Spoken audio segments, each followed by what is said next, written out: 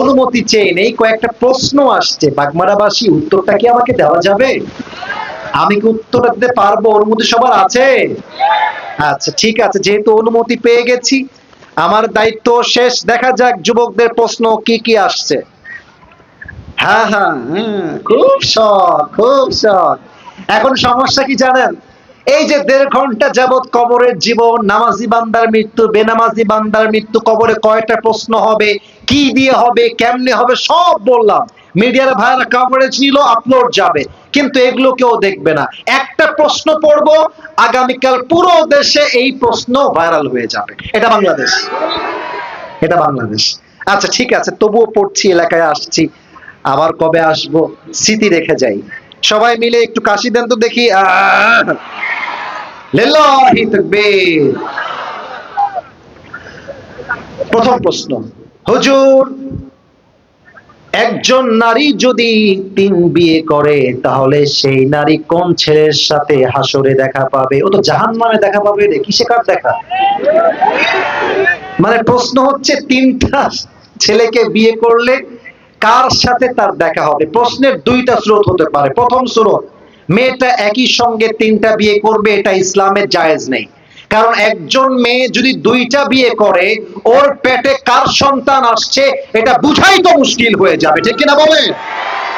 মেয়েদের জন্য এক বিয়ের বেশি জায়েজ নাই, আর পুরুষদের জন্য একটা নয় 4টা বিয়ে জায়েজ আছে। কথা ঠিক আছে? প্রশ্নের 2 নাম্বার সুরত, যে প্রথম স্বামী মারা গেছে, দ্বিতীয় বিয়ে করেছে, দ্বিতীয় স্বামী মারা গেছে, তৃতীয় বিয়ে করেছে। এখন এই অবস্থায় যদি মেয়েটা মারা যায়, তার হাসরে দেখা হবে ওই স্বামীর সাথে যার সঙ্গে তার শেষ সংসারটা ছিল। কারণ বাকি 2টা স্বামী তার জন্য হারাম হয়ে গিয়েছে। বা শেষ স্বামী যার আওতায় থেকে মেয়েটা মারা গেছে, ওই স্বামী কি হালাল ছিল না হারাম ছিল? কোনটা? হালাল ছিল। অতএব হাসরের ময়দানে দেখা হবে সেই স্বামীর সাথে যে স্বামীর সঙ্গে তার সংসার ছিল। 2 নাম্বার প্রশ্ন, হুজুর, আমি একটা মেয়েকে ভালোবাসি হুজুর, নাম নাই, এখন কি করব? মেয়েকে পছন্দ হয়েছে, সোজা গিয়ে মেয়ের কাছে মেয়ের বাবার নাম্বার চাইবা, যে আপনার বাবার নাম্বার হবে কিনা। যদি মেয়েটা বাবার নাম্বার দেয়, বাবাকে কল দেবা যে this is Sagar, this is Kausar, this is Naim from Rajshahi Bagmara, আমি আপনার মেয়েকে পছন্দ করেছি, আমি আপনার মেয়েকে বিয়ে করতে চাই, আমার বাবার চাকরি এইটা, আমার নাম এইটা, আমি এইটা করি। বাবাকে বলবা আপনার মেয়েকে বিয়ে করতে চাই, বাবা যদি রাজি হয়, সোজা তোমার পরিবার নিয়ে মেয়ের বাড়িতে যাবা, বিয়ের প্রস্তাব দিবা। আমার কথা একটা, পছন্দ হইলে হারাম প্রেমে নয়, সোজা আমরা বিয়ে করতে চাই যুবক ভাইরা, ঠিক কিনা বলো? আচ্ছা, এখানে প্রস্তাব দেওয়ার পরে 2টা অপশন, মুরব্বীরাও শুনবেন, মুরব্বীরাও শুনবেন। এক, হয় মেয়ের বাবা বলবে ইয়েস, আমি আমার মেয়েকে তোমার সঙ্গে বিয়ে দিয়ে দিব, তাহলে তোমাকে আমি বলবো শাদি মুবারক, শাদি মুবারক। আর 2 নাম্বার অপশন যদি না বলে, ছেঁকা খেয়ে বেকা হওয়া যাবে না। দুনিয়াতে মেয়ে মাত্র একটা নাই, এরকম কয়েক লাখ মেয়ে এই পৃথিবীতে আরো সুন্দরী আছে যুবক ভাইরা। কথা ভুল বললাম না ঠিক বললাম? বলো। অনেক যুবক বলে তোমাকে পাইনি, আমি জীবনেও বিয়ে করব না। আরে গাঞ্জাখোর, তুই বিয়ে করবি না কেন রে? একটা মেয়ে তোরে ছেড়ে গেল, ওর জন্য একটা বিয়ে জায়েজ, তোরে ছাইরা একটা বিয়ে করবে, তোর জন্য 4টা বিয়ে জায়েজ। ও করবে একটা, তুই করবি 4টা, ডোন্ট কেয়ার অ্যাবাউট ইট, ঠিক কিনা বলেন? আমি আমার একটা মাহফিলে একটা ছোট্ট কবিতা বলেছিলাম, আমি জানি উর্দু ভাষা অনেকে বুঝবেন না, তাই বাংলা তর্জমা করে দিব। বলা যাবে? তু নেহি তো কোই और सही, कोई और नहीं तो कोई और सही, बहुत लंबी है ये जमी, मिलेगी लाखों हंसी, इस जमाने में सनम तू अकेला तो नहीं। বুঝলে বুঝপাতা, না বুঝলে তেজপাতা। তোমার মতো একটা মেয়ে ছাড়ছে তো কি হয়েছে? মেয়ে তো শুধু বাগমারাতে নাই, রাজশাহীতে আছে, বগুড়ায় আছে, রংপুরে আছে, সিলেটে আছে, ঢাকায় আছে। তুমি ছাড়লে কি হবে? তোমার চাইতে 1000 গুণ বেশি উত্তম আমার আল্লাহ আমাকে দান করবে, ঠিক কিনা বলে? অতএব পছন্দ হলে কোন প্রকার হারাম সম্পর্কের দিকে যাবেন না। সোজা বিয়ের দিকে যাবেন। আল্লাহ আমার প্রিয় ভাইকে বোঝার তৌফিক দান করুক, পড়েন সবাই আমিন। লাস্ট প্রশ্ন, এটার পরে শেষ হয়ে যায় মাহফিল। হুজুর আমার নাম মোহাম্মদ মেহেদী হাসান, একটা বিশাল গুরুত্বপূর্ণ প্রশ্ন আপনার কাছে শেয়ার করছি। আমার পরিবার এখনো মনে করে আমি ছোট, কিন্তু আমার বিয়ের বয়স হয়ে গিয়েছে। আমি বিয়ে করার জন্য অনেক চেষ্টা করছি, আপনি অনুগ্রহ করে পরিবারকে একটু বোঝায়। কি রে, আমি ঘটক নাকি রে? এর বাড়ি কোথায় রে? আচ্ছা প্রিয় ভাইরা, আমরা রাত হয়ে গেছে, আমি জাস্ট একটা কথা বলেই শেষের দিকে যাব। যদি দোয়া করতে বলেন দোয়া করবো, নয় সোজা go back to another program. Just শেষ কথা, মুরব্বী যারা মেয়ের বাবা তাদের জন্য একটা কথা, আর মুরব্বী যারা ছেলের বাবা তাদের জন্য একটা কথা। শেষ কথা, মুরব্বী যাদের বাড়িতে মেয়ে আছে, এই তোমরা কি আমার কথা বুঝতে পারছো? কথা কি বোঝা যায় আব্বাজান? ঠিক আছে, মেয়ের বাবা যিনি আছেন, আপনি আপনার মেয়ের জামাই যদি প্রতিষ্ঠিত না হয়, কথা বুঝেন প্লিজ, আবেগ না বিবেক দিয়ে। হ্যাঁ কথা কে বলো এদিকে, এই ছেলে ফাইজলামি করতেছি আমি এখানে। আমি তোমাদের প্রশ্ন ট্রাইং টু আনসার, উত্তর দিচ্ছি তো আমি। কথা বলছো কেন ভাই আমার? শেষ কথা আমার, শেষ ভালো যা সব ভালো তা। বোঝেন একটা কথা, এই একটা কথা বুঝলে পুরো সমাজটা জেনামুক্ত সমাজ হয়ে যাবে, বলেন ইনশাআল্লাহ। মেয়ের বাবা যিনি, যদি দেখেন আমার মেয়েকে যেই ছেলেটা বিয়ের প্রস্তাব দিয়েছে, ছেলেটা এখনো চাকরি পায় নাই, ব্যবসায় প্রতিষ্ঠিত নয়, এখনো সে বেকার আছে, মেয়ের বাবা কি বলবে খেয়াল করেন। মেয়ের বাবা ছেলেকে বলবে, আব্বাজান যেহেতু আমার মেয়ে আপনাকে পছন্দ করে, আপনি আমার মেয়েকে পছন্দ করেন, এটা আমি জানি, আমার পুরো ফ্যামিলি জানে। আমার কথা হচ্ছে, দেখেন আব্বাজান, আপনি আমার জামাই হবেন, আমার আপনার কাছে চাওয়া পাওয়া বিয়ের শুরুতে কিচ্ছু নাই। আপনি আমার মেয়েকে বিয়ে করবেন, আপনি আপনার বাবার ছেলে হয়েই থাকবেন, আপনি যে কলেজে পড়তেন সেখানেই পড়বেন, আমার মেয়ে হয়েই থাকবে, আমার মেয়ের খরচ আমি আব্বা বহন করব, since I am her father, so I will take all the responsibilities of my daughter. যেহেতু আমি বাবা, সব দায়িত্ব আমার উপরে।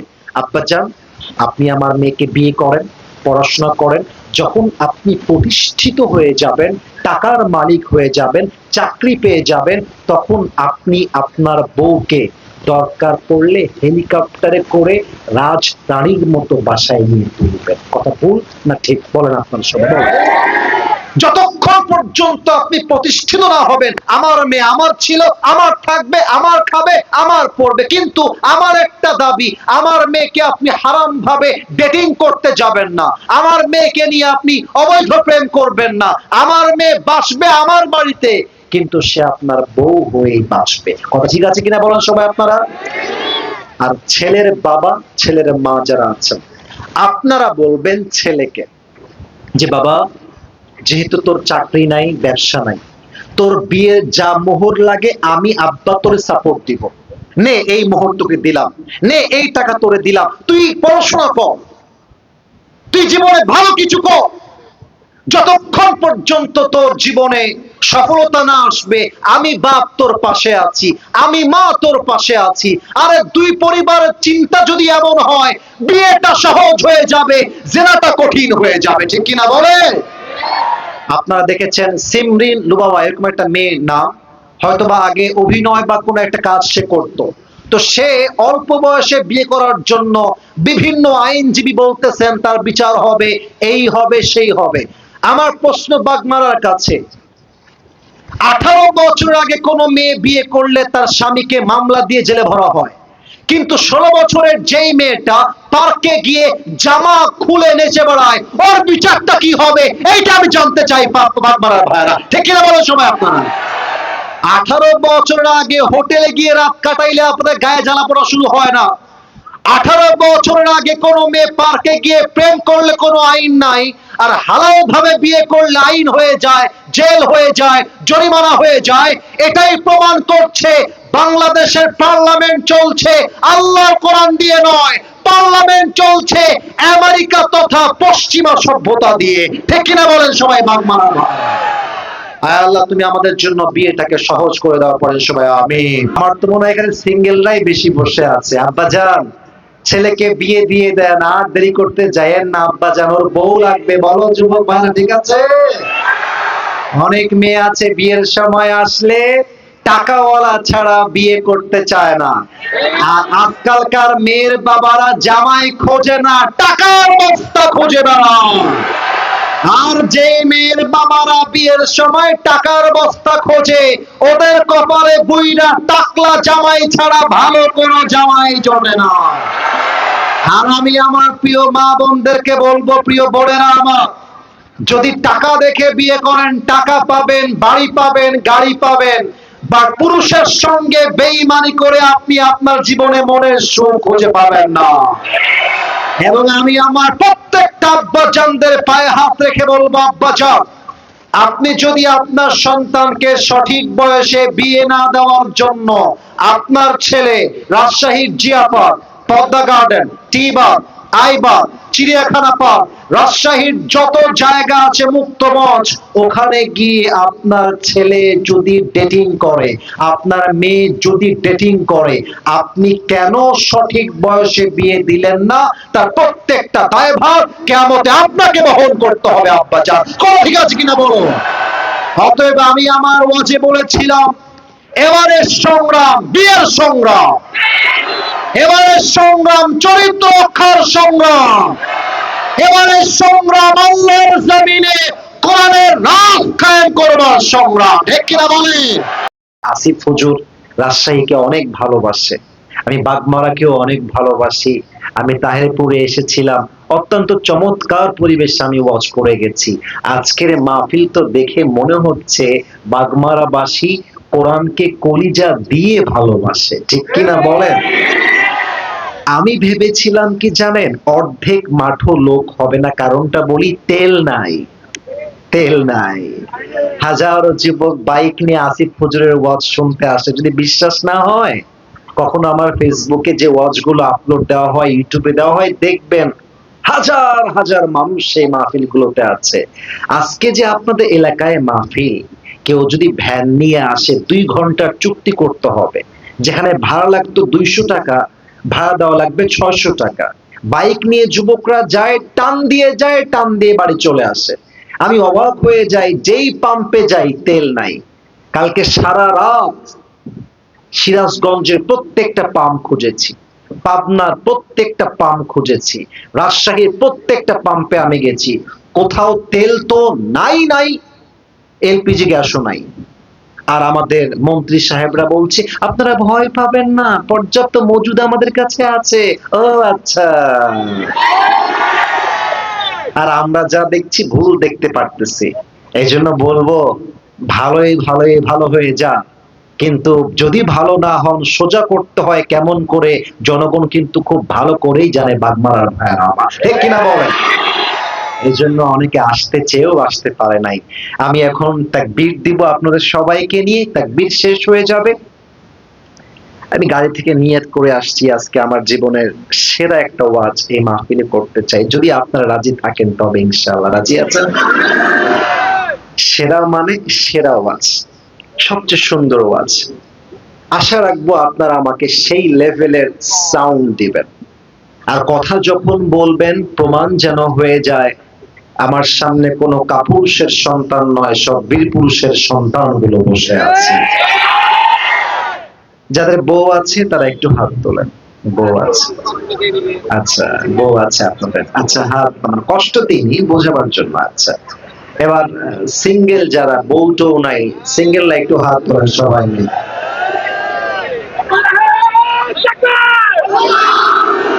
আপনাদের কারো বউ নাই? সত্যি নাই? আল্লাহ তুমি সবাইকে দিনদার নেককার বউ দিয়ে দেওয়া। পড়েন সবাই আমিন। 3টা তাকবীর হবে। প্রথম তাকবীর দিবেন বিবাহিত ভাইরা, দ্বিতীয় তাকবীর দিবেন আমার প্রিয় সিঙ্গেল ভাইরা, আর শেষ তাকবীর দিবেন সবাই মিলে। কে কত নাম্বার পায় চেক করতে চাই। বিবাহিত ভাইদের পালা, প্রথম পালা। বিবাহিত ভাইরা আমি বলবো লিল্লাহি তাকবীর, আপনারা বলবেন আল্লাহু আকবার। দেখা যাক বিবাহিতরা নাম্বার কত পায়। মুরব্বীরা কাশি মারতেছেন। বিবাহিত ভাইরা লিল্লাহি তাকবীর। আওয়াজ খুবই মরা আপনাদের। বিবাহিত ভাইরা নাম্বার পেয়েছেন আমার পক্ষ থেকে মাত্র 65 নাম্বার। এবার সিঙ্গেল ভাইদের পালা। সিঙ্গেলরা কাশি মারান একটা, দেখা যাক সিঙ্গেলরা কত নাম্বার পায়। সিঙ্গেল ভাইদের পালা। নারে তাকবীর। বিবাহিত ভাইরা আমাকে মাফ করে দিও। আজকে আমার প্রিয় সিঙ্গেল ভাইরা হিসাব করতে গেলে 95 নাম্বার বেশি পেয়ে পাস করেছে, ঠিক কিনা বলেন সবাই আপনারা? এবার সবাই মিলে তাকবীর দেন, তাকবীর শেষ তাফসীর শুরু হয়ে যাবে। লিল্লাহি তাকবীর। আল কোরআনের আলো, আল হাদিসের আলো, কোরআন হাদিস যেখানে, আলেম ওলামা যেখানে, আল্লাহ তুমি কবুল করে নিও। পড়ে না আমি 1 থেকে 3 গুনবো। আশা রাখবো এর মাঝে কারোর চেহারায় যেন আর হাসি না দেখি। সিরিয়াস হয়ে যান, প্রস্তুত হয়ে যান সেরা আলোচনা শোনার জন্য। আশা রাখবো 1 থেকে 3-এর ভিতরে কারো হাতে আর ফোন থাকবে না। এই ফোনটাই যুবকদেরকে ধ্বংস করে দিয়েছে, নষ্ট করে দিয়েছে, ঈমান চরিত্র সব শেষ করে দিয়েছে। আমি 1 থেকে 3 গুনছি, সবার চোখ থাকবে আমার দিকে। বামে কথা বলছে কারা? না, দেখো মিডিয়া কতগুলো আছে, এলাকার বদনাম হবে। কথা বলো না, পায়ে হাত রাখলাম না, কোনো মজা করছি না, কথা বলো না। 1,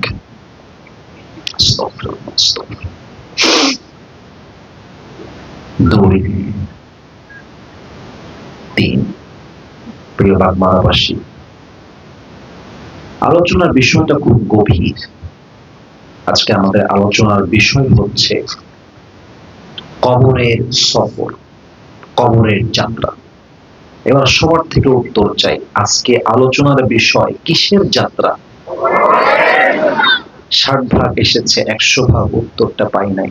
লেটস রিপিট अगेन, আবারও বলছি, আজকের আলোচনার বিষয় বাগমারাবাসী কিসের যাত্রা? কবরের যাত্রা কি এমন কোন যাত্রা যেই যাত্রায় শুধু আসিফ হুজুর যাবে আর কেউ যাবে না? কবরের যাত্রা কি এমন কোন যাত্রা যে বাগমারাবাসী সবাই যাবে, নওগাঁবাসী কেউ যাবে না? Everybody has to go there, সবাইকে যেতে হবে। কুল্লু নাফসিন যায়িকাতুল মাউত, everybody has to take the test of death, প্রতিটা প্রাণীকে মৃত্যুর স্বাদ গ্রহণ করাবে এক সত্তা। বলেন তো সবাই আওয়াজ দিয়ে, তিনি কে? প্রত্যেকটা কথা বলবো আল্লাহর কোরআন থেকে। এখানে এলাকাতে আমার প্রিয় অনেক আহলে হাদিসের ভাইরা কিন্তু আছেন, এবং বাগমারা পুরো এরিয়াতে আমার প্রিয় আহলে হাদিস ভাইদের সংখ্যা অনেক বেশি। জামাতের ভাইরা আছেন, কওমি আছেন, আলিয়া আছেন, সবাই আছেন। এখানে বেশিরভাগ যুবক ভাইরা বসে আছেন। আমি একটা কথাও আজকে ফালতু অহেতুক বলতে চাই না। প্রত্যেকটা কথা বলবো আল্লাহর কোরআন দিয়ে, নবীজির হাদিস দিয়ে। তার আগে একটা প্রশ্ন করে নেই। আমার হাতে যদি আমি কোরআনটা নিয়ে প্রশ্ন করি যে ভাই কোরআনে যে সব আছে, এই বিশ্বাস কি আমাদের মাঝে সবার আছে? আরেকটু বুঝে উত্তর দেন তো, কোরআনকে যদি যে কোনো বিষয়ে, ঠান্ডা মাথায় শুনে উত্তর দেন, কোরআনকে যদি আমি যে কোনো বিষয়ে কোনো প্রশ্ন করি এবং প্রশ্ন করে জানতে চাই কোরআন তোমার কাছে কি এটার আনসার তথা উত্তর আছে নাকি নাই, কোরআন কি আমাদেরকে বলবে নো নাকি ইয়েস? যুবকদের আওয়াজ বের হয়ে এসেছে। আরেকবার জানতে চাই, নো নাকি ইয়েস? কোরআনের কাছে সর্বপ্রথম প্রশ্ন আজকের এই মাহফিলে। আচ্ছা, কোরআন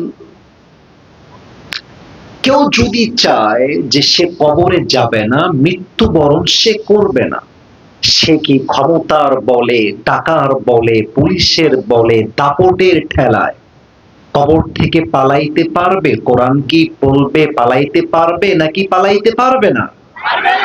পারবে না। দলিল কোথায়? 28 নম্বর পারা, 13 নম্বর পৃষ্ঠা, সূরাতুল জুমার 8 নম্বর আয়াত। قل إن الموت الذي تفرون منه فإنه ملاقيكم Oh my prophet, tell your ummah they wanna escape from the death. Tell them they will never able to be escape from the death. নবী হে, আপনার উম্মতরা কি মৃত্যু থেকে পালিয়ে যেতে চায়? ওদেরকে বলে দেন, আইনামা তাকুনু ইউদরিকুমুল মউত ওয়ালাউ কুনতুম ফি বুরুজি মুশাইয়াদা। তুমি যদি মাটির নিচে নিচে সুড়ঙ্গ খুঁড়ে পালিয়ে যাও, উপরে সিসিটিভি ক্যামেরা, তার উপরে হেলিকপ্টার, চতুর্পাশে পুলিশ, আর্মি, বিডিআর, র‍্যাব, কিন্তু মাথায় রেখো মৃত্যুর সময় যখন চলে আসবে মালাকুল মউতের মাধ্যমে তোমাকে পাকড়াও করবে একজন। তিনি কে? পালাইতে পারবা না। এক নাম্বার। দুই নাম্বার, আচ্ছা কোরআন তুমি আমারে বলো তো, যে প্রশ্নগুলো কোরআনকে বলবো বিশ্বাস করেন, যদি আপনার ভিতরে এক যাররা পরিমাণ ঈমান থাকে, আপনার দেহের পশমগুলো দাঁড়িয়ে যাওয়ার কথা। আমার ভিতরে এখনো থুক থুক থুক থুক করতেছে, কারণ প্রশ্নগুলো খুবই ডেঞ্জারাস, খুবই ডেঞ্জারাস। আচ্ছা কোরআন মাঝে মাঝে আমাদের সবার মনে হয় আমার হায়াতের সময় এখনো অনেক বাকি আছে, কেবল তো আমি যুবক মানুষ, বিয়ে করব, বউ আসবে, বাচ্চা হবে, বাবা হব, বাচ্চার বাবা হবে, নানা হব, দাদা হব, তারপরে মারা যাব। আচ্ছা কোরআন তোমার কাছে কি মনে হয়? কোরআন তার জবাব দিচ্ছে 17 নাম্বার পারার 1 নাম্বার পৃষ্ঠার 3 নাম্বার লাইন, সূরাতুল আম্বিয়া 1 নাম্বার আয়াত। اقترب للناس حسابهم وهم في غفلة معرضون. The time of people's judgment has come very near, but they are neglected it as like they will never die. আল্লাহ বলছেন মানুষের মৃত্যু তার পায়ের কাছে দাঁড়িয়ে আছে, তার কবরটা তার সামনে আছে, কিন্তু সে এমন ভাবে চলছে তাকে দেখলে মনেই হয় না আগামীকাল সে কবরের বাসিন্দা হয়ে যাবে। কথা ভুল বললাম না ঠিক বললাম? বলেন সবাই। এলাকায় কিছু লোক আছে, মুরব্বীরা এই কথাটা ভালো বুঝবে, মুরব্বীরা খুব ভালো বুঝবে, যুবকরাও বুঝবে। আমি জানি না আপনারা দেখেছেন কিনা, কিছু লোক দেখবেন আঙ্গুল ফুলে কলা গাছ, হঠাৎ বড় লোক হয়ে গেছে, এমন ভাব। রাস্তায় যখন হাঁটে কেউ সালাম দিলে আমাকে একটু দেখেন, লুক এট মাই ফেস, আমার চেহারা একটু তাকান, আমি অ্যাটিটিউডটা অভিনয় করে দেখাচ্ছি। সালাম দিচ্ছে, আসসালামু আলাইকুম সাহেব, ভালো আছেন? মাথা ঝুঁকায়, ভাব, অহংকার। সালামের যে জবাব নেয় না সে অহংকার দেখায়, আমার বাড়ি, আরে বাগমারায় তো আমার 3 তলা ফ্ল্যাট, ডুপ্লেক্স বাড়ি, আর কারো নাই, আমার সন্তান তো বিদেশে সেটেল, সেটা সরকারি চাকরিজীবী, আরে আমার তো অনেক টাকা, আমার তো দামি বাড়ি। ওরে আমার ওয়াজটা বলে দিয়েন বেটা, তুই যে বাড়ি নিয়ে গৌরব করে বলছিস এটা আমার বাড়ি, তুই কালকে মরলে তোর বেটা বলবে আমার বাড়ি, তোর বেটা কালকে পরশুদিন যদি মরে যায় তারপরের দিন নাতি বলবে আমার বাড়ি।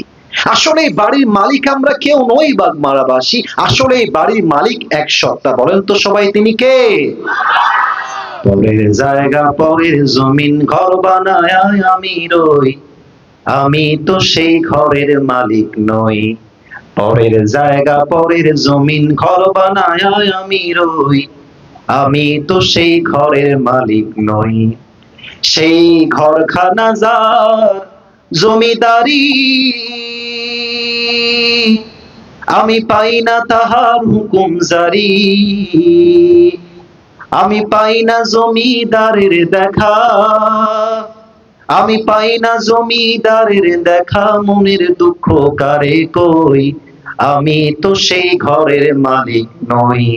পরের জায়গা পরের জমিন ঘর বানায় আমি রই, আমি তো সেই ঘরের মালিক নই। ঘরের মালিক কে?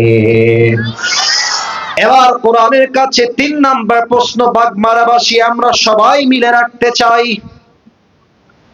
হে কোরআন, তুমি আমাকে জবাব দাও, মানুষের মৃত্যুর সময় যখন ঘনিয়ে আসবে কথা কি বোঝা যায় নাকি যায় না? উত্তরটা জোরে চাই, কথা কি বোঝা যায় নাকি যায় না? মানুষের সামনে মালাকুল মউত যখন দাঁড়িয়ে যাবে রূহটা কবজ করবার জন্য, হে কোরআন, মানুষের জীবনের শেষ চাওয়া কি হবে? মানুষ তার জীবনের শেষ মুহূর্তে মালাকুল মউতের কাছে কি চাইবে, কি তার শেষ চাওয়া হবে? সূরাতুল মুমিনুনের 99 এবং 100 নম্বর আয়াত। হাত্তা ইযা জাআ আহাদাহুমুল মাউত ক্বালা রাব্বি ইরজিউন। আল্লাহ বলছেন সমস্যা নাই, ঠিক হয়ে যাবে, বিরক্ত হবেন না, কেউ বিরক্ত হবেন না। হতে পারে লাইনে প্রবলেম হতে পারে, কোনো সমস্যা নেই। তাকবীর দেন তো সবাই মিলে, নারে তাকবীর। যদি আবারও বন্ধ হয় কেউ বিরক্ত হবেন না। আমাদের কথা একটা, যতক্ষণ পর্যন্ত ওয়াজ শেষ না হবে কারো চোখ ডানে বামে যাবে না। রাজি আছেন তো সবাই ইনশাআল্লাহ? মনোযোগ বাড়ান প্লিজ। আমি আপনাদের পায়ে পায়ে হাত রাখলাম, আর বিনয়ী হতে পারবো না, পায়ে হাত রাখলাম। আমার ওয়াজের ফ্লোটা ফলো করেন, যে আমি কোন ধাজে আগাচ্ছি একটু খেয়াল করেন। আপনার দিলটা পরিবর্তন হতে পারে, একটু খেয়াল করেন। কবরে যাওয়ার আগে মানুষের শেষ চাওয়া একটাই হবে, হে মালাকুল মউত ক্বালা রাব্বি ইরজিউন, give me just one chance, আমাকে একটা সুযোগ দাও, একটা সুযোগ দাও। আমি বেনামাজি হয়ে মরতে চাই না, আমাকে একটা সুযোগ দাও, আমি নামাজি হয়ে ফিরে আসতে চাই। মালাকুল মউত তুমি আমাকে একটা সুযোগ দাও, আমি সুদখোর হয়ে মরতে চাই না, তওবা করে মরতে চাই। প্রত্যেকটা মেয়ে মালাকুল মউতকে বলে, মালাকুল মউত আমি তো বেপরোয়া বেপর্দা নারী হয়ে কবরে যেতে চাই না, একটা চান্স দাও, আমি পর্দাশীল হিজাবি বোরকাওয়ালি নারী হয়ে মরতে চাই, একটা চান্স দাও। হাজারো যুবক বলবে, হে মালাকুল মউত আমাকে একটা চান্স দাও, আমি দাড়িওয়ালা যুবক হয়ে মরতে চাই। আমার কথা নয়, আল্লাহর কথা। ক্বালা রাব্বি ইরজিউন, গিভ মি ওয়ান চান্স, আমাকে একবার ফিরিয়ে দাও দুনিয়াতে, আমি আর অন্যায় পাপাচারে লিপ্ত হব না, আমাকে একটা সুযোগ দাও। আচ্ছা কোরআন মাফ করবেন, মানুষ যখন মালাকুল মউতের কাছে একটা সুযোগ ভিক্ষা চাইবে, মালাকুল মউত কি সুযোগটা মানুষকে দিবে? কোরআন কি বলছে খেয়াল করেন। কোরআন বলছে একটু ভালো কথা, লাআল্লি আ'মালু সালিহান ফীমা তারাকতু কাল্লা ইন্নাহা কালিমাতুন হুয়া কাইলুহা ওয়া মিন ওয়ারাইহিম বারযাখুন ইলা ইয়াউমি ইউবআসুন। আল্লাহু আকবার। আল্লাহ বলবে ওইটা ওর মুখের কথা, ও একটা বেঈমান, ও একটা গাদ্দার, ওকে চান্স দিস না, খবরদার চান্স দিস না। কেন চান্স দিস না? তার প্রমাণ আমি লাইভ দিচ্ছি আপনাদেরকে, সচক্ষে দেখায় দিব। দেখবেন যখনই মানুষ বিপদে পড়ে আল্লাহকে এমন ভাবে ডাকে যে আল্লাহ ছাড়া আর কেউ নয়। আর বিপদ যখন দূর হয়ে যায় মানুষের আচরণ এমন হয়ে যায় যেন তাকে বিপদ কখনো স্পর্শ করে নাই। আল্লাহ বলছে ও আজকে সুযোগ চাচ্ছে, নামাজি হয়ে যাবে, ওকে যদি আমি চান্স দেই আগামী 3 দিন পরে আবার বেনামাজি হয়ে যাবে। কথা ভুল বললাম না ঠিক বললাম? বলেন আপনারা সবাই। আমি যদি স্টেজ থেকে এখন নেমে যাই, বলতে চেয়েছিলাম না, but I have to talk about the reality, বাস্তবতা নিয়ে আমার কথা বলার দায়িত্ব, বলতে হবে আমাকে। আমি যদি স্টেজ থেকে নেমে গিয়ে পকেট চেক করি আপনাদের সবার, এভরিবডি, এখানে এমনও লোক আছে পকেট চেক করলে এখন এই মাহফিলে বিড়ির প্যাকেট খুঁজে পাওয়া যাবে, এখানেই বসে বসে বসে। না আমি কাউকে আঘাত দেওয়ার জন্য, নো নো, না কেউ হাসবে, হাসছেন কেন? আমি তো হাসির জন্য বলি না, ওয়াই ইউ আর লাফিং ম্যান, আপনাদের মুখে হাসি কেন? আমি তো লজ্জার কথা বললাম, লজ্জার কথা বললাম। এখানে এমনও যুবক বসে আছে মোবাইল ফোনটা পকেট থেকে চেক করে বের করলে, এমনও যুবক এই মাহফিলে বসে আছে মোবাইল ফোনটা চেক করলে তার মোবাইল ফোনে অসংখ্য নারীর উলঙ্গ ভিডিও ছবি খুঁজে পাওয়া যাবে, এই মাহফিলে বসে আছে। বলেন কথা ভুল বললাম না ঠিক বললাম? বলেন। এখানে এমনও লোক বসে আছে যে লোকটা আজকে বৃহস্পতিবার ফজর থেকে নিয়ে এশা পর্যন্ত এক ওয়াক্ত নামাজে পড়ে না, এখানেই বসে আছে, বিশ্বাস করেন বসে আছে। এখানে এমনও লোক বসে আছে যে লোকটা ঈদের দিন ঈদের নামাজ পড়েছে বাট ফজরের নামাজটা পড়ে নাই, এখানে বসে আছে। এখানে এমনও মেয়ে আমার ওয়াজ শুনতে আসছে যেই মেয়েটা আজকে কথা কে বলছে, দেখেন তো ওরে, দেখেন তো কে কথা বলতেছে, ওর সাহস কত বড়। না থাক, I will control them please. যুবকদেরকে ঝাড়ি দিয়ে নয়, ভালোবাসা দিয়ে ঠিক করতে হবে। তোমরা আমার ভালোবাসা, কথা বললো না বোন। দেখো তো এই মানুষগুলো কি চাতক পাখির মতো বসে আছে, সুযোগ দাও। এখানে এমনও মেয়ে আমার ওয়াজ শুনতে আসছে যেই মেয়েটা আজকে বোরকা হিজাব ঠিকই পরে আসছে, কিন্তু এই একই মেয়েটা এবারের ঈদে রাজশাহীতে গিয়ে তার বয়ফ্রেন্ডের সঙ্গে পার্কে ডেটিং করে আবার বাড়িতে ফিরে আসছে। এমনও মেয়ে মাহফিল আছে, এমন ভাবে বোরকা পরে না, আমি সত্য বলতেছি, আমি হাসির জন্য হাসাবার জন্য বলি না, এমন ভাবে বোরকা পরে, হাতে মোজা, পায়ে মোজা, মুখ ঢাকা, চোখ ঢাকা, দেখলেই মনে হবে यार ये लड़की तो अभी के अभी जन्नत से भाग के दुनिया में उतर के आई है माशाআল্লাহ। ভাজা মাছটা উল্টাই খাইতে পারে না। তো আমি যখন দেখি পার্কে মেয়েরা বোরকা পরে প্রেম করে বেড়ায়, আমার বলতে মনে চায় তোমার বোরকার উপরে পুরোটাই ফিটফাট, উপরে পুরোটাই সদরঘাট, আমার বাগ মারা ভাই। আল্লাহ বলছেন চান্স দিও না, পাকাও। তো কবরের যাত্রা যখন শুরু হয়ে যাবে, হাদিসে আসছে যাত্রা হবে দুই রকম যাত্রা। দেখি বাগমারাবাসী কি ঘুমিয়ে গেছে না জেগে আছে, বলেন সবাই কয় রকম যাত্রা?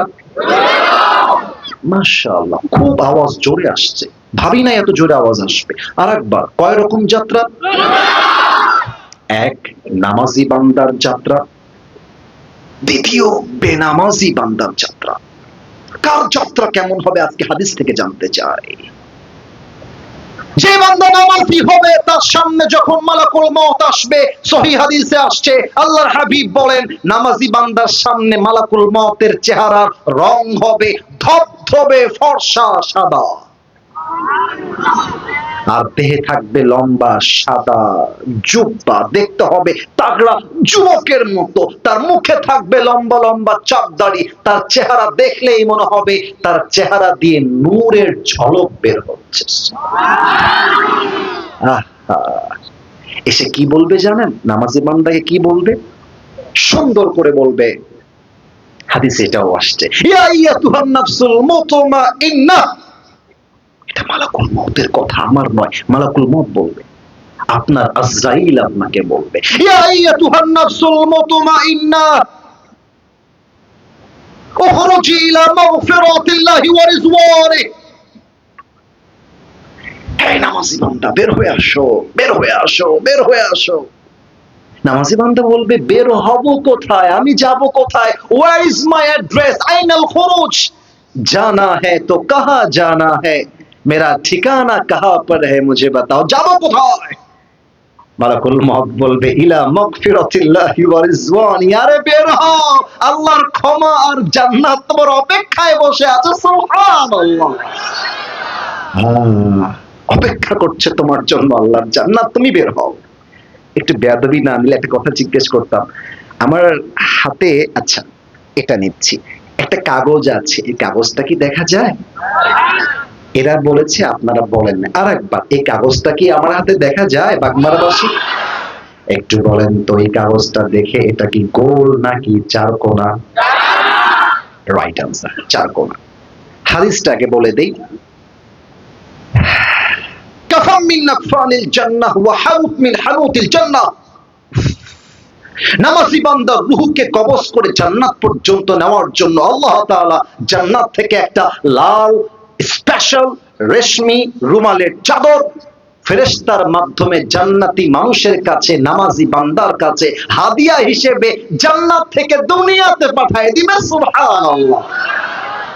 এবার আসেন, রূহটা বের হবে কেমনে? মাইকটা একটু হটাবো, একটু খেয়াল রাখবেন। বেয়াদবি নিবেন না, আমার ডান হাত কি দেখা যায়? এই তো আওয়াজ বের হয়ে গেছে, ডান হাত দেখা যায়? মাইকের সাউন্ড হালকা কম যাবে, বাট বুঝতে পারবেন, সমস্যা নেই, সাউন্ড যাবে কিন্তু কম যাবে। হাদিসে আসছে নামাজি বান্দা রূহের দিকে মালাকুল মউত তার হাতটা আলতো করে হালকা করে বাড়ায় দিবে, রূহটা যখন ধরে বের করবে, উফ, এই হাদিসের ভক্ত আমি, এত সুন্দর হাদিস, আল্লাহর নবী বলেন রুহটা যখন বের করবে, একটা পিঁপড়া কামড় দিলে যে পরিমাণ কষ্ট হয়, নামাজি বান্দাকে আল্লাহ তার চাইতে কম কষ্ট দিয়ে তার রুহটা বের করবে। এটা নামাজি বান্দার মরণ। আর বেনামাজি বান্দার মরণ এতটা সুন্দর হবে না। তার সামনে যখন মালাকুল মউত আসবে, হাদিসে আসছে মালাকুল মউতের চেহারা, চোখ হবে টকটকে লাল, একদম লাল লাল চোখ হবে। দেহের চামড়ার রং হবে নীলাভ বর্ণের চামড়া। হাদিসে আসছে তার দেহের পোশাক হবে কালো কুচকুচে, মাথা থাকবে আকাশে, জমিনে থাকবে পা, বিশাল লম্বা দেহ, এত কুৎসিত চেহারা দেখার সাথে সাথে বেনামাজি যুবক, বেনামাজি মা, বেনামাজি মুরব্বী, তার চোখটা উল্টায় যাবে, উল্টায় যাবে। এবার আমার চেহারা নয়, আমার বডি দেখবেন, গলা থেকে নিয়ে বডি দেখবেন, চেহারা নয়, পুরো দেহটা থরথর করে কাঁপতে থাকবে, ভাইব্রেট করবে, কাঁপতে থাকবে। আর এক দৃষ্টিতে মালাকুল মউতের দিকে চোখটা বড় বড় করে বেনামাজি তাকিয়ে থাকবে। এবার বেনামাজি বান্দার দিকে মালাকুল মউত একটা চিৎকার দিবে, চিৎকার দিবে, ইয়া আইয়াতুহান নাফসুল খাবিথা উখরুজি ইলা গাযাবিল্লাহ। এই বেনামাজি বান্দা, বের হয়ে আয়, আল্লাহর জাহান্নামের দিকে, আযাবের দিকে বের হয়ে আয়। একটা ধমক দেওয়ার সাথে সাথে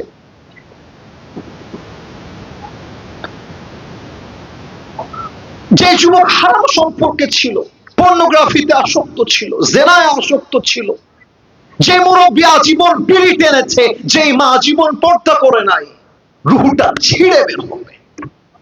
একবার ডান দিকে, একবার বাম দিকে, একবার ডান একবার বাম, পেছন দিকে পালিয়ে যাবে। এবার আমার ডান হাত নয়, বাম হাত বলেন, দেখা যায় বাম হাত? একটু জোরে বললে ভালো হয়, দেখা যায়? বাম হাতটা মালাকুল মউত পেছনে, একদম পেছনে নিবে। পেছন থেকে হাতটা নিয়ে বেনামাজির রুহের দিকে মালাকুল মউত একটা ধাওয়া দিবে। রুহটা যখন ছিঁড়ে বের করবে, হাদিসে আসছে এটা জীবিত ছাগলকে যাবেহ না করে তার চামড়া কেউ যদি ব্লেড দিয়ে টেনে ছিঁড়ে ফেলে, ওই ছাগলটার যে পরিমাণ কষ্ট হয় তার চাইতে কমসে কম 70 গুণ বেশি কষ্ট দিয়ে বেনামাজি বান্দার রূহকে কবজ করা হবে। বলেন সবাই নাউজুবিল্লাহ। এই ওয়াজ শুনেও যদি কালকে নামাজি কেউ হতে না পারে, বিশ্বাস করেন আমাদের চাইতে কপাল পোড়া পৃথিবীতে আর কেউ হতে পারবে না। আমরা কপাল পোড়া, কপাল পোড়া। আপনারা একটা জেলার নাম বলছি, সবচেয়ে বাগমারার থেকে কাছের জেলা, নওগাঁ জেলা। নাম শুনছেন না আপনারা? এখান থেকে তো আনুমানিক আধা ঘন্টাতেই মনে হয় নওগাঁ চলে যাওয়া যায়। নওগাঁতে একটা জায়গা আছে মান্দা ফেরিঘাট, নাম শুনছেন? আপনারা কথা বলেন না কেন? মান্দা ফেরিঘাট নাম শুনছেন না আপনারা সবাই?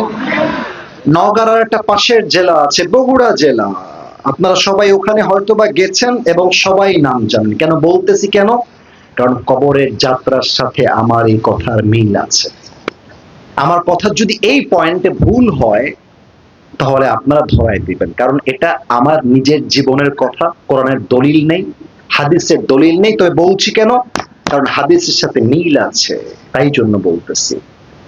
রাস্তায় যে কিছু উঁচু উঁচু থাকে, ঢিপ টাইপের, নাম তো বলি আমরা মনে হয় স্পিড ব্রেকার, নাকি ভুল হলো আমার?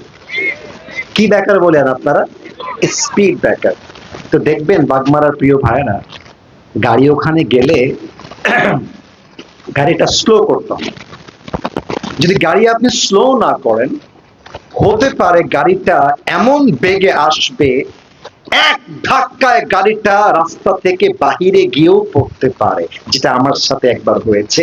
আমার গাড়িটা রাস্তা থেকে ধাক্কা খেয়ে সোজা গিয়ে পুকুরে পড়েছে, পানির ভেতরে। আমার জীবনে এটা হয়েছে।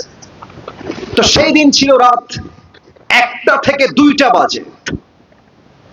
প্রোগ্রাম ছিল বগুড়া জেলাতে, সেকেন্ড ডে মাহফিল ছিল সিরাজগঞ্জে। আমরা সিরাজগঞ্জে যাওয়ার জন্য নওগাঁ রোড হয়ে, রাজশাহী হয়ে will go back to another program. আমরা যাচ্ছিলাম একদম নওগাঁ রোড ধরে। তো মান্দা যে ফেরি ঘাটটা আছে ওর সামনে দিয়ে যাওয়ার সময় একটা ব্রিজ টাইপের উঁচু ঢিপ তথা স্পিড ব্রেকারের মতো একটা বড় উঁচু জায়গা আছে। ড্রাইভার সাহেব গাড়ি চালাচ্ছে 80 কিংবা 100-তে। তো উনি ওই স্পিড ব্রেকারটা দেখেন নাই।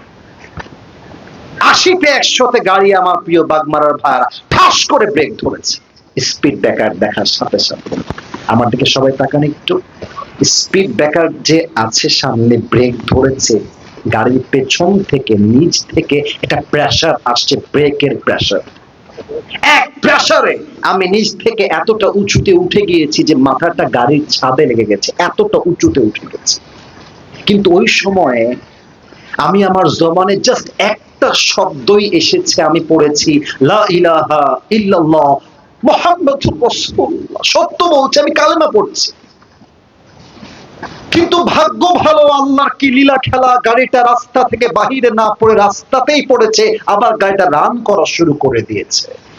কিন্তু কিন্তু মনটা আমার থামে নাই। মনে মনে ভাবলাম, যদি আজকে এখানে আসিফ হুজুর মারা যেত, লাশ হয়ে যেত। এই ওখানে যারা মেলার ওখানে কথা বলছো, মেলা থেকে যারা হাসি দিচ্ছ, কথা বলছো, একটার পিঠের চামড়া কিন্তু থাকবে না জনগণ যদি খেপে যায়। বারবার বলে দিলাম আমি অ্যালার্ট করছি সবাইকে যারা পর্দার বাহিরে আছেন, তোদের কপাল তো এমনিতেই পড়া। কারণ আজকের মাহফিলে এত সুন্দর ওয়াজ বাদ দিয়ে যারা চা নাস্তা করতেছে, এদের মতো হতভাগা আল্লাহর জমিনে আর কেউ হতে পারে না। ঠিক কিনা বলেন আপনার সময়? বলেন বলেন। লাশ যদি হয়ে যেতাম, মান্দা ফেরিঘাটে সবাই আসতো, এসে আমার লাশটা ঘুরাতো। আরে এটা তো আসিফ হুজুর, ইনি তো ওয়াজ করে, ওনার একটা ফেমাসিটি আছে, মানুষ ওনাকে চেনে ভালো। আরে এটা তো আসিফ হুজুরের লাশ। ধর ধর ধর, পকেট থেকে ফোনটা বের কর, বাবার নাম্বার বের কর, বাপকে কল। রাত পাঁচে আপনার কল ধরতো। কে বলছেন? আপনি কি আসিফ হুজুরের বাবা বলতেছেন? বলছে হ্যাঁ বলতেছি। বলেন কি বলবেন? আপনার ছেলে তো নাই, লাশ হয়ে গেছে, আসেন লাশ নিয়ে যান। বাবা শোনার সাথে সাথে চমকে উঠতো, কেঁপে উঠতো, পাগল হয়েছে। আমার আব্বা বলতো না না, আমার সন্তান তো একটু আগে কথা হলো, আমার সন্তান মরতে পারে না। আমার আব্বা ঘুম থেকে আমার মাকে ডাকতো, এই আসিফের মা, ওঠো ওঠো, কি হয়েছে জানো? তোমার ছেলে তো আর নাই, লাশ হয়ে গেছে, মরে গেছে। আব্বা আম্মা দৌড়ে দৌড়ে আসতো, আমার লাশটা সোজা রাজশাহীতে পাঠানো হতো। আত্মীয় স্বজনের ভিড় লেগে যেত, ফেসবুকে পোস্টে তোলপাড় হয়ে যেত, আসিফ হুজুর গাড়ি অ্যাক্সিডেন্ট, আর নাই, শেষ। কিন্তু কি হতো, সবাই মিলে এসে আমার দেহকে গোসল দেওয়ার জন্য আমার দেহের এত সুন্দর দামি জুব্বা, দামি পাঞ্জাবি, দামি টুপি, দামি চশমা, দামি ঘড়ি, দামি হাতের আংটি খুলে সাদা কাপড়ে প্যাকেট করে আমাকে 3.5 হাত মাটির কবরে শোয়াই দিত। আরে এটাই তো দুনিয়ার জীবনের চাকচিক্যতা, আসল বাস্তবতা। ঠিক কিনা বলেন? রূপেরই গৌরবে সাজিয়াছো সাজ, সোনা দানা কত কি আর রাজকী পোশাক, যেদিন প্রাণ চলে যাবে সবই পড়ে রবে, প্রাণ চলে যাবে সবই পড়ে রবে, গায়ে দেবে মার কি নথন রে মন আমার, কেন বান্ধ দালান ঘর, একদিন মাটির ভেতরে হবে ঘর রে মন আমার, কেন বান্ধ দালান ঘর। ঠিক কিনা বলেন? দেহ তোমার চর্ম চর গলে পচে যাবে,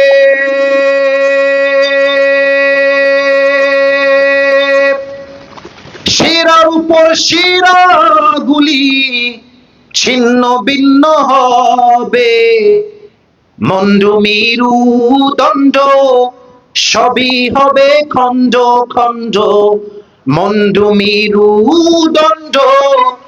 সবই হবে খণ্ড খণ্ড, পড়ে রবে মাটির উপরে। মন আমার কেন বাঁধো দালান ঘর। সবাই মিলে একসাথে জাস্ট একটা লাইন সবাই মিলে গাইবেন যারা পারেন। একদিন মাটির ভেতরে কেন বাঁধো দালান ঘর। ঠিক কিনা বলেন সবাই আপনারা? গরম খুব বেশি লাগতেছে আপনাদের? আমি আমারটা বলি, আমার ভিতরে পুরোটাই ভিজে গেছে। কিন্তু সত্য কথা কি জানেন, যতই ভিজে যাই আরো যতই গরম লাগুক না কেন, ওয়াজ যতক্ষণ শেষ না হচ্ছে আমিও যাব না, আমার বাগমারাবাসীও এই মাহফিল ছেড়ে যাবে না। ঠিক কিনা বলেন আপনারা সবাই? অবাক করা বিষয় দেখেন, এই পর্যন্ত জাস্ট একজন পিচ্চি আমার চোখে পড়ছে, উঠে গেছিল, বাদ বাকি আর কাউকে দেখলাম না। আমার মনে হয় এখানে যারা বসে আছে, রাত 1টা 2টা ম্যাটার না, হুজুর যতক্ষণ আছে আমরাও ততক্ষণ আছি। ঠিক কিনা বলেন? এখন একটা প্রশ্ন আপনাদের কাছে করব, যার 95% উত্তরটা ভুল আসতে পারে, তাই আগেই ক্ষমা চাচ্ছি, একটু সাবধান হয়ে যান, ভুল যেন না হয়। একটু ভেবে উত্তর দেন। Think before you answer of my question. একটু ভেবে উত্তর দেন। Stop, think for a moment, ভাবেন, উত্তর দেবেন। বুঝে বুঝে উত্তর দেবেন। লাশ যখন কবরে দাফন হয়, মাইয়েতের লাশ দাফন হয়ে গেছে, আত্মীয় স্বজন যখন 40 কদম দূরে যাবে, কবরটা ফাঁকা হয়ে যাবে, একা, কেউ নাই চারিপাশে। দুইজন ফেরেশতা এসে মাইয়েতকে মোট কয়টা প্রশ্ন করবে কে বলতে পারে?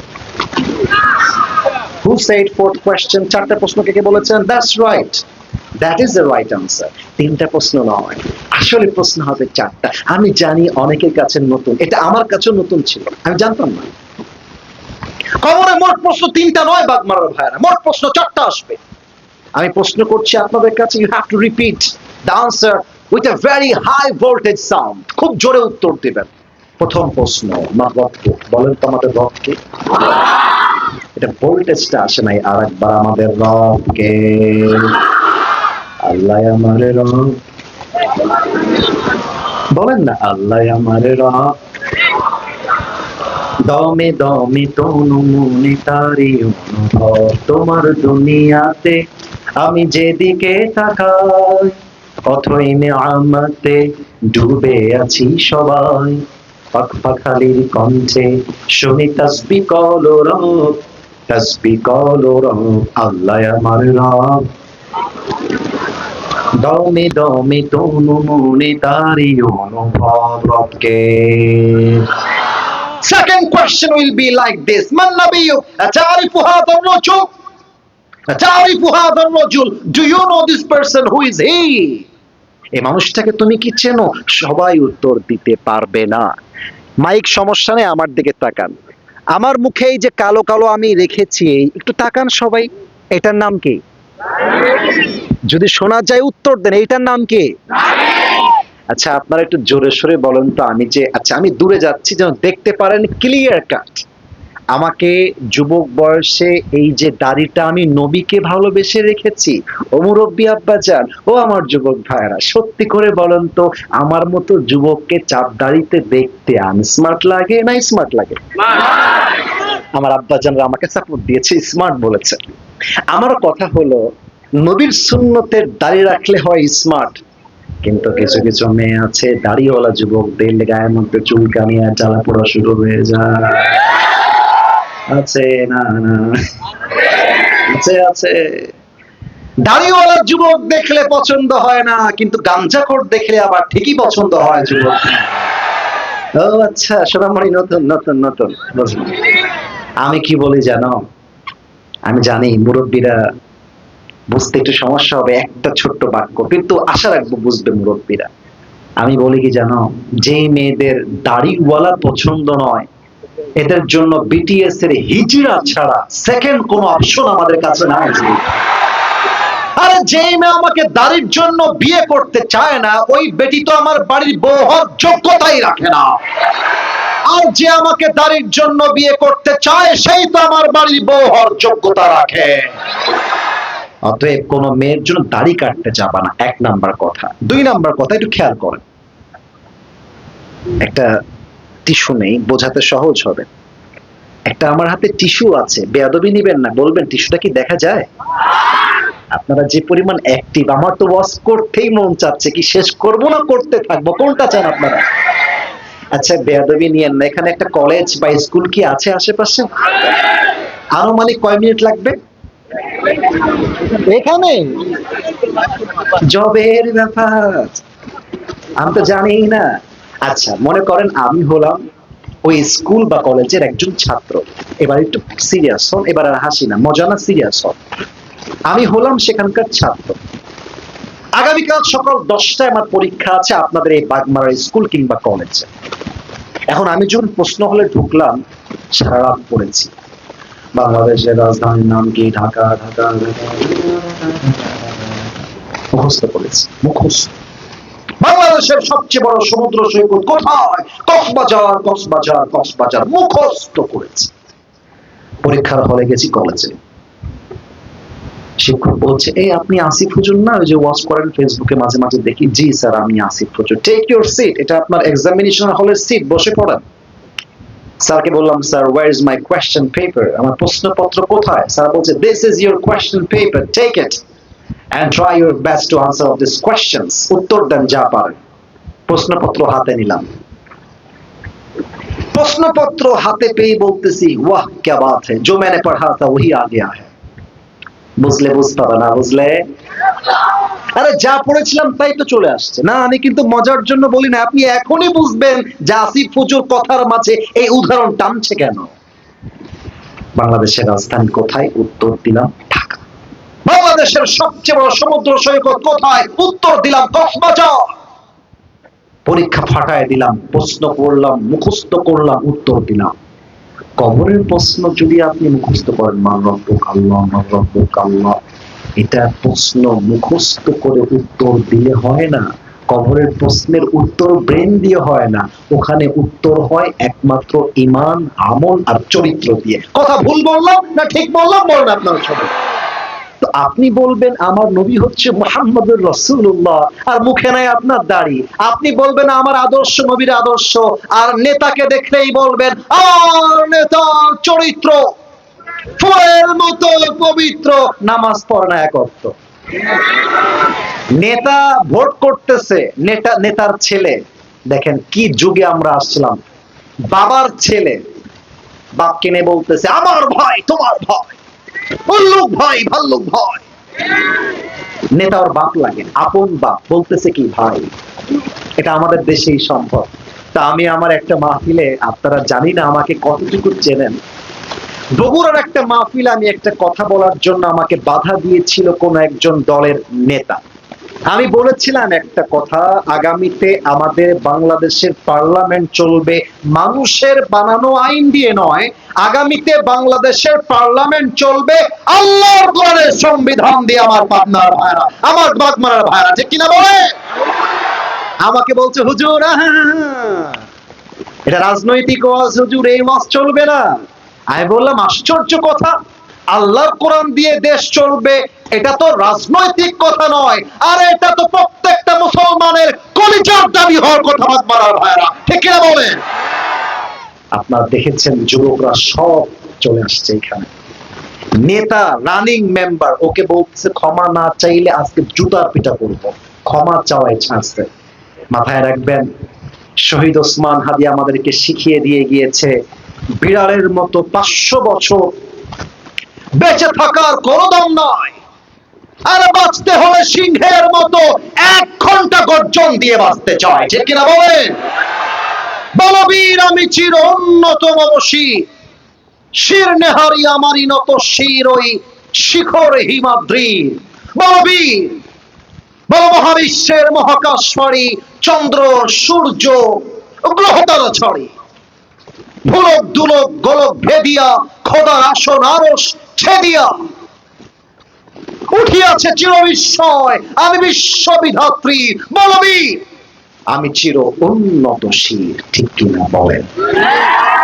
বাঁচতে হলে বাঘের মতো বাঁচবো, সিংহের মতো বাঁচবো। অতএব আমার নবী মুহাম্মদুর রাসূলুল্লাহ সাল্লাল্লাহু আলাইহি ওয়াসাল্লাম, কোন সন্দেহ কি কারো আছে?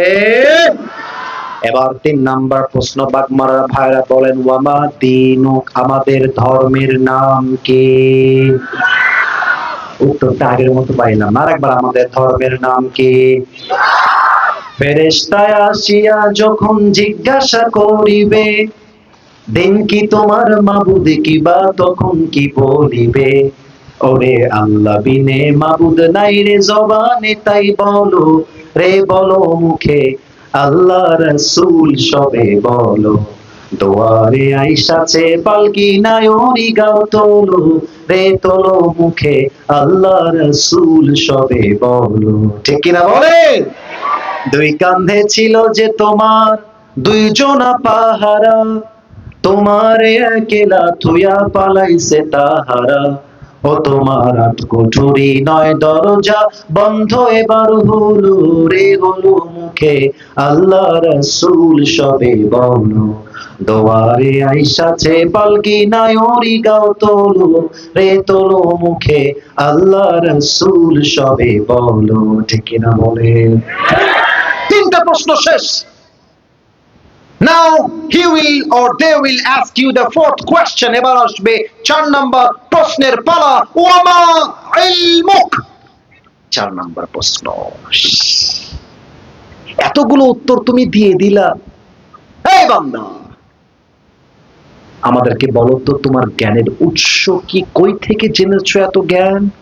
আমরা বলবো একটা কিতাব থেকে, কিতাবটার নাম কি? ডানের ভাইরা কয় নাই, বামের ভাইরা সবাই বলেছে। আরেকবার, আমাদের কিতাবের নাম একটা, কিতাবটার নাম কি? উত্তর শেষ, সঙ্গে সঙ্গে আল্লাহ বলবে, ফেরেশতা আর ডিস্টার্ব করতে যেও না। ফেরেশতারা দিয়ে বলবে, নাম কেন বিলারুস, ও বান্দা তোমার কোনো টেনশন নাই, আজকে তুমি ঘুমিয়ে যাও কবরের এই মাটিতে। কেমন ভাবে ঘুমিয়ে যাও? নববধূর মতো ঘুমিয়ে যাও। একজন নববধূ বাসর রাতে স্বামীর বুকে যেমন আরামে ঘুমিয়ে যায়, তুমিও ঘুমিয়ে যাও, কিয়ামতের আওয়াজ না আসা পর্যন্ত তোমার ঘুম কেউ ভাঙাতে আসবে না। এবার দেখেন কি হবে। আচ্ছা, এখানে অনেকে আমাকে অনেক রকম প্রশ্ন দিয়েছেন, অনেকে অনেক রকম আবদার করেছেন, কিন্তু সব আবদার সব প্রশ্ন রাখবো। 11:30 বাজতে যাচ্ছে। বাবু সোনামণি বসো, বসো বাবু, বসে পড়ো, আব্বু বসো, বসো, একটু পরে যেও, বসো। আমি জানি রাত গভীর হলে আপনারা থাকতে পারবেন না, আমি জানি। তবে আমি সব মাহফিলে তাহেরপুরে আসছিলাম 11:40 পরেই মাহফিল শেষ হয়ে গেছে, কিন্তু আজকের মাহফিল 12:30 শেষ হচ্ছে কেন? কারণ আমি উঠেছি 11টার সময়। আমার কথা বুঝতে হবে, পুরো বছরে একটা দিন মাহফিল, মনের মতো ওয়াজ না করলে কারোই তো মন ভরবে না। কথা ঠিক কিনা বলেন সবাই আপনারা? আমি সবাইকে একটা প্রশ্ন করব, আমি যদি একটা আবদার বলি, আপনাকে আবদারটা রাখবেন সবাই? 2টা হাত তোলেন সবাই মিলে, সবাই মিলে 2টা হাত তোলেন সবাই, কেউ যেন বাদ না যায়। আবদারটা হচ্ছে, এই যে হাতটা তুলেছেন, 2টা ওয়াদা আল্লাহর সাথে করবেন সবাই মিলে। আগে একটা কাশি দেন। আপনারা যে কাশির সাউন্ড, এখনো সব জেগে আছে, কারোর মধ্যে ঘুমের ভাইব নাই। আরে এটা বোঝাই যাচ্ছে আমার সামনে কোনো বিড়ালের বাচ্চা নয়, সব সিংহ পুরুষগুলো আমার মাহফিলে বসে আছে। কে না? একটু আল্লাহকে ডাক দেন, বলেন আল্লাহ। দিল থেকে বলেন তো, আল্লাহ আমি তোমার শাহী দরবারে দিল থেকে তওবা করছি। আয় আল্লাহ, একটু জোরে বলেন আল্লাহ, একটু মায়া দিয়ে বলেন তো, ও আমার আল্লাহ, তুমি আমার জীবনের সব গুনাহ মাফ করে দাও। একটু জবান খুলে বলেন সবাই মিলে আমিন। 2 নাম্বার ওয়াদা, এটা যেন আগের মতো আসতে না হয়। একটু ডাক দেন তো আল্লাহ রে, বলেন আল্লাহ, বলেন তো আমার আল্লাহ রে, আমি তোমাকে ওয়াদা দিলাম। এটা একদম জবান থেকে বলবেন, বলেন ওয়াদা দিলাম আজ থেকে এক ওয়াক্ত, হয়েছে একটু জোরে বলেন, এক ওয়াক্ত নামাজ আর কখনো। এবার হাতটা উঁচু করে ফেলেন সবাই, আমাকে খেয়াল করেন, সবাই আমাকে খেয়াল করেন, এভাবে হাতটা ঝাঁকিয়ে বলবেন ছাড়বো না। একটু জোরে প্লিজ, লাউডলি বলেন সবাই, ছাড়বো না। বলেন সবাই আওয়াজ দিয়ে ইনশাআল্লাহ। হাতটা নামায় আমি অধমকে একটা ডাক দেন, বলেন আসিফ হুজুর। আরেকবার, আসিফ হুজুর। আমরা বাগমারার সন্তান, আপনাকে ওয়াদা দিলাম আজ মাহফিল শেষ না করে আমরা কেউ উঠে যাব। মাথাটা ঝাঁকিয়ে বলেন না। এরপর যদি কেউ উঠে যায় ওই শালার জীবনও বিয়ে হবে না। আমার তো মনে হয় এখানে সিঙ্গেলরাই বেশি বসে আছে। আব্বাজান ছেলেকে বিয়ে দিয়ে দেন, আর দেরি করতে যায়েন না আব্বাজান, ওর বউ লাগবে। বলো যুবক ভাইরা, ঠিক আছে? অনেক মেয়ে আছে বিয়ের সময় আসলে টাকাওয়ালা ছাড়া বিয়ে করতে চায় না। আর আজকালকার মেয়ের বাবারা জামাই খোঁজে না, টাকার বস্তা খুঁজে বেড়ায়। আর যে মেয়ের বাবারা বিয়ের সময় টাকার বস্তা খোঁজে, ওদের কপালে বুইরা টাকলা জামাই ছাড়া ভালো কোনো জামাই জোটে না। আর আমি আমার প্রিয় মা বোনদেরকে বলবো, প্রিয় বোনেরা আমার, যদি টাকা দেখে বিয়ে করেন টাকা পাবেন, বাড়ি পাবেন, গাড়ি পাবেন, বা পুরুষের সঙ্গে বেঈমানি করে আপনি আপনার জীবনে মনের সুখ খুঁজে পাবেন না। এবং আমি আমার প্রত্যেকটা আব্বাজানদের পায়ে হাত রেখে বলবো, আব্বাজান আপনি যদি আপনার সন্তানকে সঠিক বয়সে বিয়ে না দেওয়ার জন্য আপনার ছেলে রাজশাহীর জিয়াপাড়, পদ্মা গার্ডেন, টিবাগ, আইবাগ, চিড়িয়াখানা পার্ক, রাজশাহীর যত জায়গা আছে মুক্ত মঞ্চ, ওখানে গিয়ে আপনার ছেলে যদি ডেটিং করে, আপনার মেয়ে যদি ডেটিং করে, আপনি কেন সঠিক বয়সে বিয়ে দিলেন না? তার প্রত্যেকটা দায়ভার কিয়ামতে আপনাকে বহন করতে হবে। আব্বাজান কথা ঠিক আছে কিনা বলো? অতএব আমি আমার ওয়াজে বলেছিলাম, এবারের সংগ্রাম বিয়ের সংগ্রাম, এবারের সংগ্রাম চরিত্র রক্ষার সংগ্রাম, এবারের সংগ্রাম আল্লাহর জমিনে কোরআনের রাজ কায়েম করবার সংগ্রাম, ঠিক কিনা বলে? অনুমতি চেয়ে এই কয়েকটা প্রশ্ন আসছে বাগমারাবাসী, উত্তরটা কি আমাকে দেওয়া যাবে? আমি কি উত্তরটা দিতে পারবো? অনুমতি সবার আছে? আচ্ছা ঠিক আছে, যেহেতু অনুমতি পেয়ে গেছি আমার দায়িত্ব শেষ। দেখা যাক যুবকদের প্রশ্ন কি কি আসছে। হ্যাঁ হ্যাঁ হ্যাঁ, খুব শখ, খুব শখ। এখন সমস্যা কি জানেন? এই যে 1.5 ঘন্টা যাবৎ কবরের জীবন, নামাজি বান্দার মৃত্যু, বেনামাজি বান্দার মৃত্যু, কবরে কয়টা প্রশ্ন হবে, কি দিয়ে হবে, কেমনে হবে, সব বললাম। মিডিয়ার ভাইরা কভারেজ নিল, আপলোড যাবে, কিন্তু এগুলো কেউ দেখবে না। একটা প্রশ্ন পড়বো, আগামীকাল পুরো দেশে এই প্রশ্ন ভাইরাল হয়ে যাবে। এটা বাংলাদেশ, এটা বাংলাদেশ। আচ্ছা ঠিক আছে, তবুও পড়ছি, এলাকায় আসছি, আবার কবে আসবো স্মৃতি রেখে যাই। সবাই মিলে একটু কাশি দেন তো দেখি। লিল্লাহি তাকবীর। প্রথম প্রশ্ন, হুজুর একজন নারী যদি 3 বিয়ে করে তাহলে সেই নারী কোন ছেলের সাথে হাসরে দেখা পাবে? ও তো জাহান্নামে দেখা পাবে রে, কিসে কার দেখা? মানে প্রশ্ন হচ্ছে 3টা ছেলেকে বিয়ে করলে কার সাথে তার দেখা হবে? প্রশ্নের 2টা স্রোত হতে পারে। প্রথম স্রোত, মেয়েটা একই সঙ্গে 3টা বিয়ে করবে, এটা ইসলামে জায়েজ নেই। কারণ একজন মেয়ে যদি 2টা বিয়ে করে, ওর পেটে কার সন্তান আসছে এটা বুঝাই তো মুশকিল হয়ে যাবে, ঠিক কিনা বলে? মেয়েদের জন্য এক বিয়ের বেশি জায়েজ নাই, আর পুরুষদের জন্য একটা নয় 4টা বিয়ে জায়েজ আছে। কথা ঠিক আছে?